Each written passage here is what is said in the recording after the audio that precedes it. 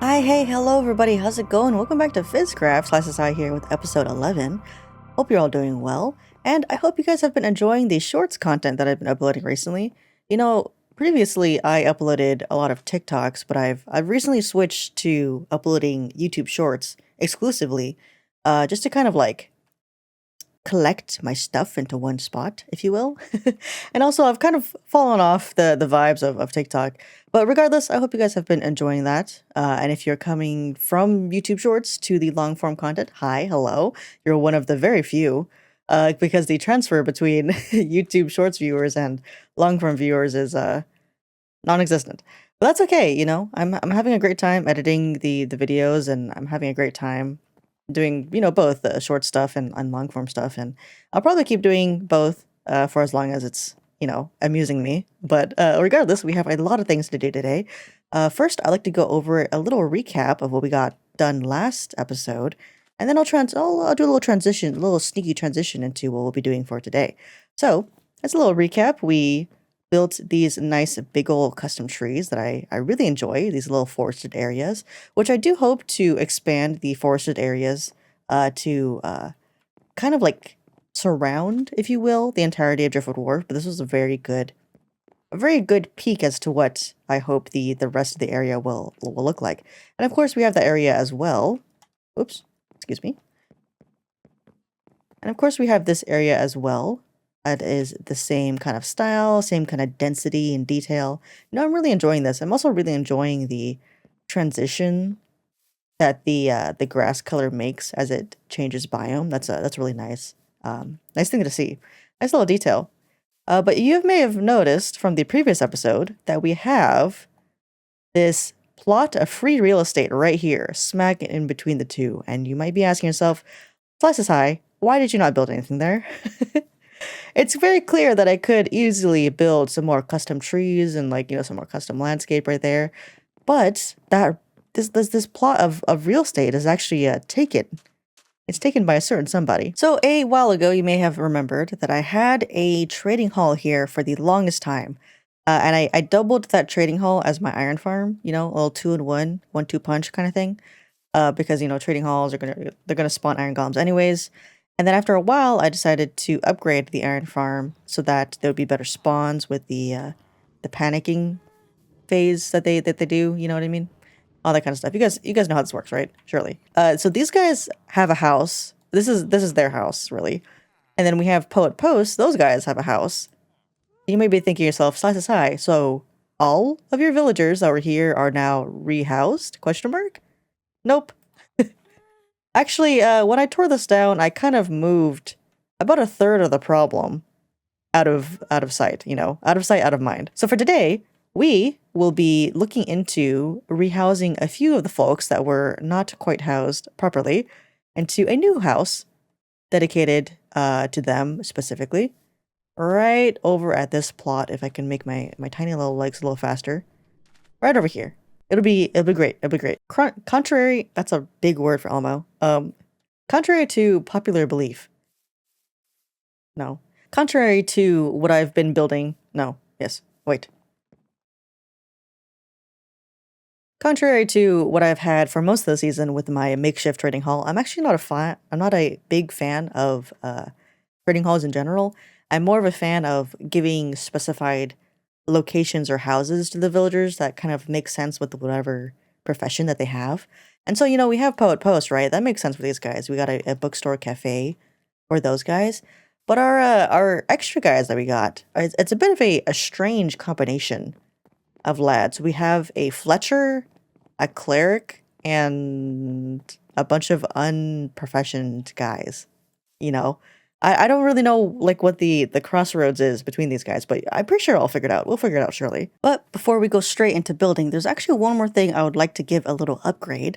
So much like how we've been upgrading the trading hall into something nicer looking and a little bit more organized, how we've upgraded the iron farm, I would also like to upgrade my tools. Everybody and their mother on the server has netherite armor and netherite tools already. Personally, I don't think netherite armor looks good on me, at least. And also with my trims as it is, I think the diamond on diamond just looks really good. Like this diamond on diamond, I just think it looks too good as it is. But for tools, it would be kind of nice to have netherite tools. You know what I mean? What are things I normally bring to the nether? Do we bring torches usually? I don't know. I haven't been to the nether. I don't remember how to play this game. And also, I think... Do you have a fire protection book I can have? No. You think I read? How much does it cost from your guy? You think I have a fire protection guy? I figured you did. No, I only got 4 guys, dude. Alright, alright. Why would I spend one on fire prot? Yes, I have prot. I have fire potions. I should have started with that. I'm sorry. I'm so aggressive for no reason. I'm so sorry. I'm just trying to buy a book. And or have one if possible. If not, I'm asking how much it costs. I'm so sorry. Damn it. I still have the first ancient debris that I got in like my episode 1 or 2. A little protective. It's like half protected.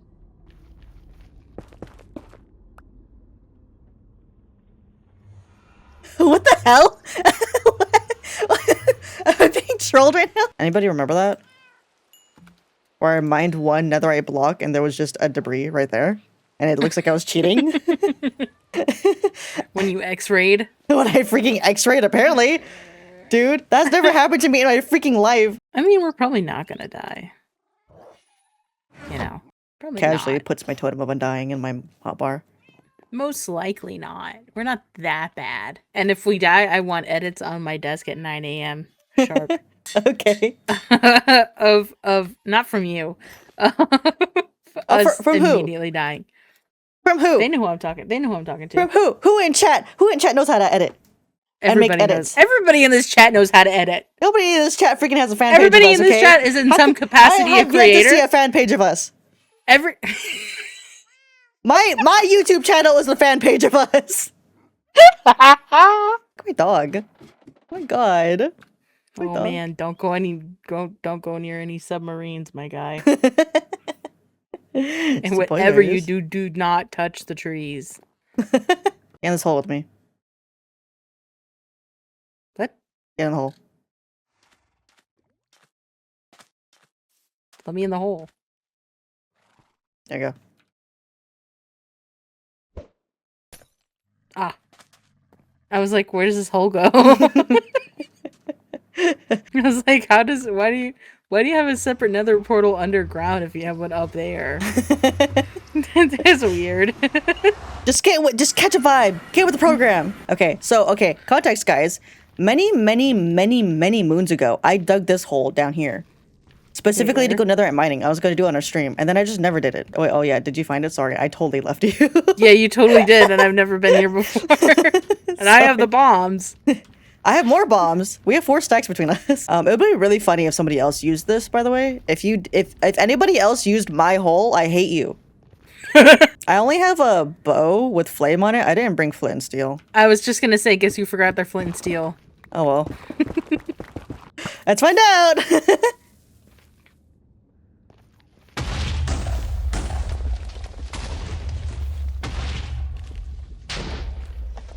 Oh man, it's full of lava! That's what the blocks are for! And also the fire res. Oh, yeah, that's right. I'm still scared. Me too.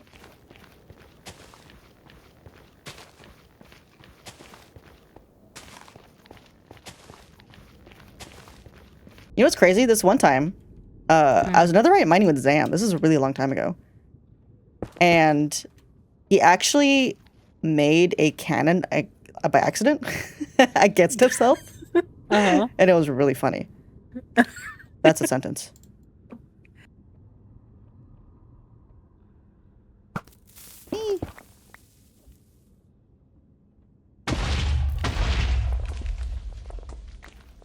Oh, we got some. But hold on. Yay! There's more TNT to be got. Ah.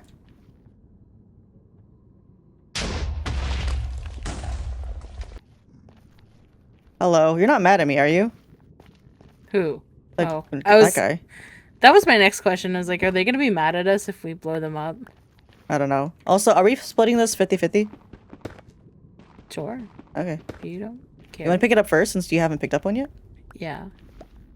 Yay! GG! GG! Yay! Oh my god, it's God. Whoa. Oh. This freaking zone here is not...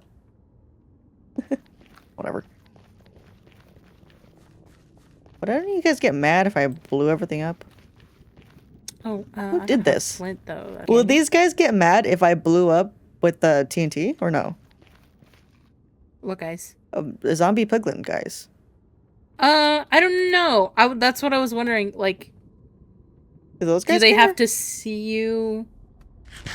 Do they have to see you, like, blow it up, or like, how does that work? Yeah. Anybody chat now? I don't want to find out. You know. I don't want to F around and find out. You know. I want to just be told. Possibly would be nice. Oh.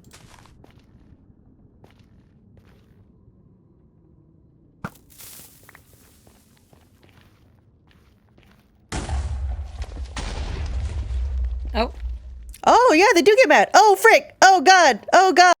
Sorry for freaking out about the piglins. They freak me out. Do they freak you guys out too? I bet they do. If they don't, Type in the chat below. if they don't freak you out, there's something wrong with you. Just saying. Okay. I want to know who did this tunnel. We're blowing it to smithereens. I hope you did not have plans for it. Surely not, right? Surely not. I think someone would have said something. Surely. Surely. Surely. Surely there'll be signs. Surely there would be like, hey guys, don't blow up my tunnel, please. And then here we are. Can I give you guys a small Oh my thing? god, hi! Oh my god! God? I'm just gonna say that you're very unlucky over here. Okay. Sorry. Bye now. Okay, bye. Okay, bye god. And after about 3 hours of blowing up 4 stacks of TNT and even a visit from God, we only came up about like 32 total debris, about 4 ingots for each of us. But at the end of the day, all I wanted to do was upgrade my tools anyway.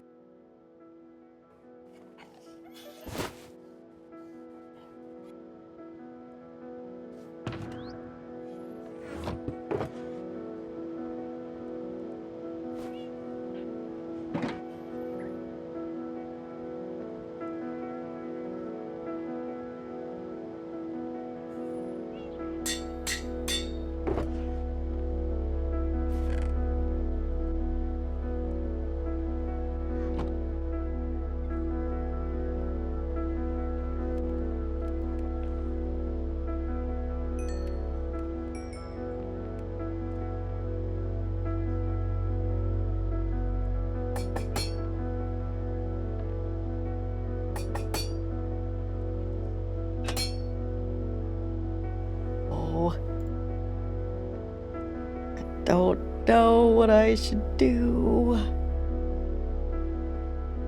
I gotta go with the sword. Gotta go. That's looking pretty fresh, I think. That looks pretty good. You know, I think I look pretty fashionable.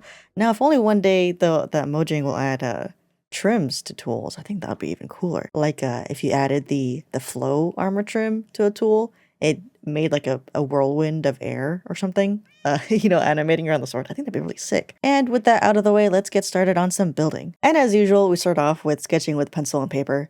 It's a lot easier that way for me, at least, to kind of just like dump out any ideas. This house, right, is going to be a villager trading hall house for at least 3 villagers. We got the cleric, the fletcher, and the cartographer. With the librarians and the farmer and the butcher guy that we had for Poet Post, there was kind of like a very clear overlap in ideas for a bookstore cafe combo kind of building. In this case, for the fletcher, the cleric, and the cartographer, there really isn't, that I can think of at least. And so I kind of decide a mismatched house maybe makes a lot of sense because we have a lot of recycled materials here and, you know, all these different parts of ships kind of colliding. So I decided to create a house of colliding disciplines, and also reflect that in how this house is shaped and how it looks. And I'm sketching this all on paper, while I'm also sketching this in game. I'm laying down some dirt blocks just to see how it would look, some scaffolding, and I'm measuring things out. And then I'm also playing around with the palette because I want the palette, of course, to be the same that I've been using for all the buildings at Driftwood Wharf, but I want the block placement to be a little bit different because I feel like I've overused the randomness of the birch logs a little bit too much. I've used it for the shipwreck, I've used it for Fisherman's House, and then I've also used it for Poet Post. I kind of want to get out of that for a little bit.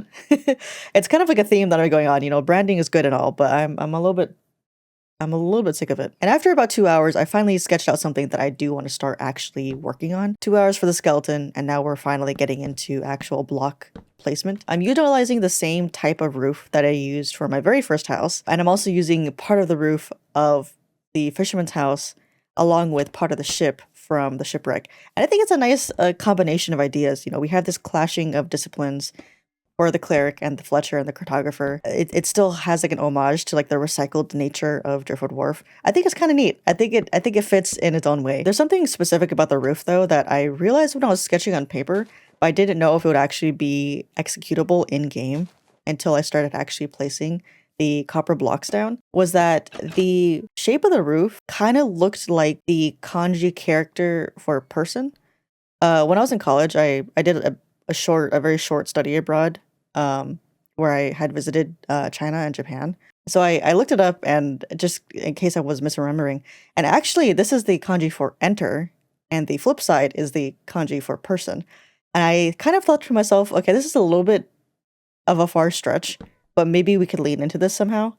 And so where I was going to put a window, I decided to put a door, and where on the other side, where I was going to put another window, I actually think, hey, this would actually be a good spot to put the cleric. It's a bit of a stretch. It's kind of like, again, it's one of those details that maybe you recognize and maybe you don't. It's not as prominent as a kanji character should be, like a written character should be. It's one of those things that maybe there's a deeper meaning, maybe there isn't, but I kind of like it as it is. I was going to put a window at these locations regardless. Why not, make it amusing and lean into the association? What's also interesting is my original idea for Driftwood Wharf was actually to have some sort of gate or some sort of like archway leading into what would be the entrance where you enter from, like spawn direction, which is actually the direction that this house faces. And on this far side, we have a build that looks much more reminiscent of how my main house looks, where we have the bamboo walls and then also the stripped woods for the corners. My thought process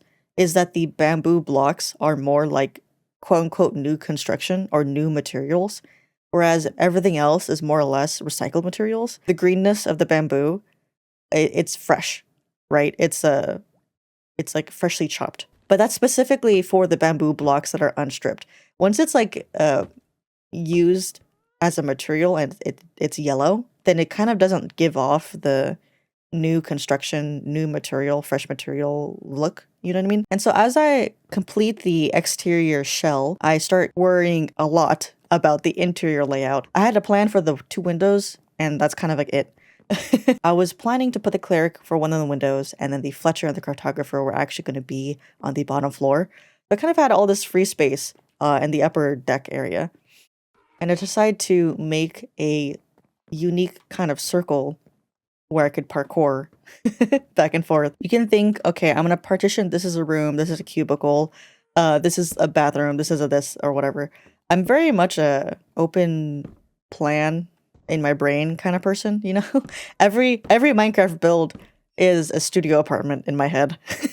Because this is a villager trading hall house, it has to be pretty closed in to protect your villagers from mobs, of course. And that pains me because I love having open builds and I like holes in my walls, but I digress. There is another detail I wanted to add for this build that I sketched out originally, but I already had tried before, and I feel like it didn't come across as good as I wanted it to.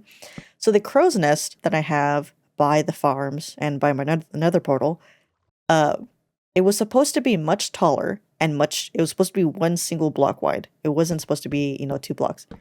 I ultimately did 2 blocks because it was gonna be where my nether portal was. It kind of just made more sense. And I couldn't make it as tall as I wanted because I also wanted it to lean. I wanted a lot of posted crow's nests all over Driftwood Wharf. The thing is, though, they weren't going to be standing straight up and down. You know, these were going to be crow's nests that were slightly leaning. That's like a very important detail that I really, really want. Almost ominous posts, wooden posts that were slightly leaning. The thing is, though, about Minecraft is that if you want to do a 45-degree angle, easy. If you want to do a 90-degree angle, easy. If you want to do an 80-degree angle, though, not easy. I had already tried this with the crow's nest at the shipwreck, right? For my nether portal. And that one came out very okay. And so this is one of those things I'm not going to give up, though. I'm going to keep reiterating this and kind of rebuilding this. It kind of brings a bit of a horror aspect to it. There's something very specific about Driftwood Wharf that I did not realize until the other day. Ships, normally, when they're not wrecked, have living people on them, right?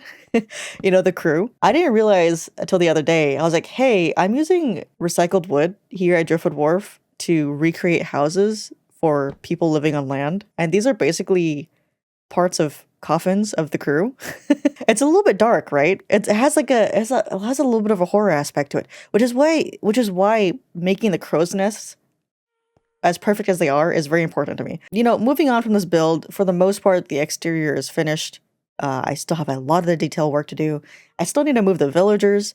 We still have all the interior to decorate. There's a lot of stuff to be done, but I decided to actually take a break from working on on this build specifically and work on the terraining. I wanted at least 2 trees kind of framing the space. So the 2 trees are pretty typical. They're not notable in any way. They're the much smaller variety, but there's something very specific that I added to right beneath the build here. I have this childhood memory of being at the beach with my cousins. They're going in and out of this cave, which you should never do, by the way. If you see a cave at a beach, do not go in there, because chances are that is an outlet for a sewer. That's not like some cutesy seaside cave. That might just be an outlet for a sewer. So don't go into those. I'm like 7 years old or something at this point. But then they find a bit more down. There's a very, very skinny cave that they can't fit in, but I probably could have. And older cousins are gonna do what they're gonna do. They're gonna bully you a little bit to try to go in, and I'm scared, so I don't go in because I don't know, my anxiety saves me from dying again. Honestly, if I had gone in, I probably wouldn't be speaking to you here today. But because of that memory, I actually wanted to add something like that to this specific spot. Because I had an idea a long time ago for the fisherman's house, the cave that's on that side where the boat is parked, to actually continue a very sliver amount. Very similar to how I have the cave system for my storage here.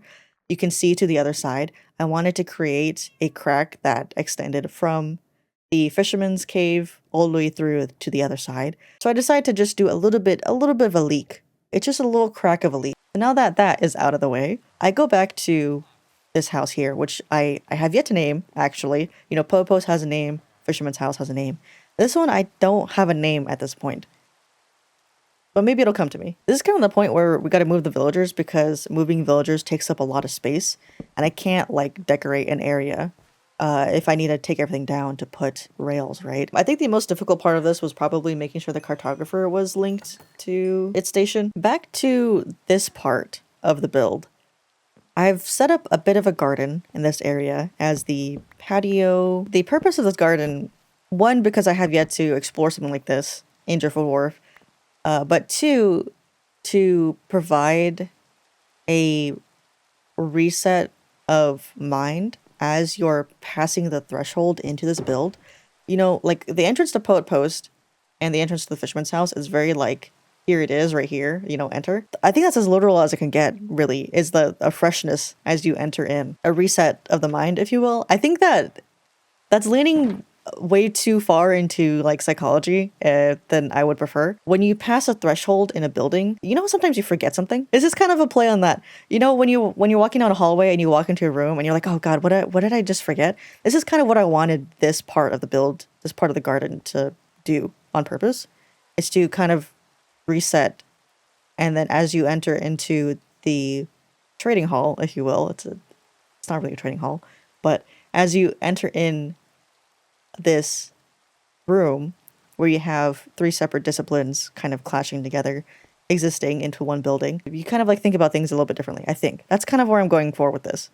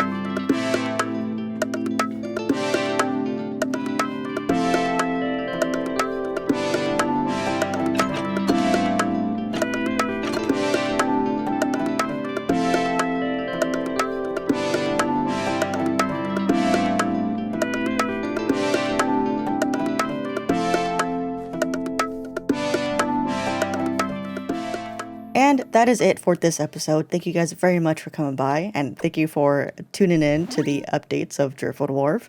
Be sure to check out all the other FizzCraft members if you have not yet already, and I'll see y'all next time. Bye!